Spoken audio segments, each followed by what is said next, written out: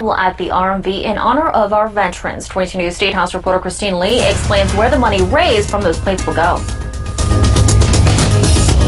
Folks who take pride in our hometown soldiers will soon be able to show their support on their cars as veteran groups unveil a veteran-themed license plate soon to be issued by the Registry of Motor Vehicles.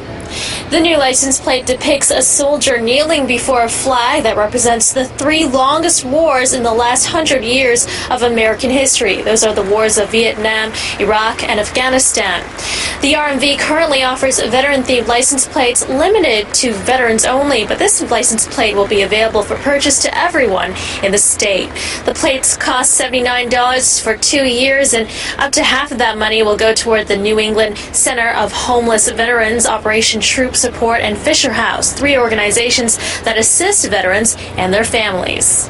This plate really, again, offers the opportunity for the average citizen to do something to remember some or to support through the good organizations. Provide border services during housing, or education. Armed will be increasing lights plus 1 receive 3,000 pre-order. If you like to order license, check out the details on website www.com. God calls to find my reward. Bob and Creamley, June.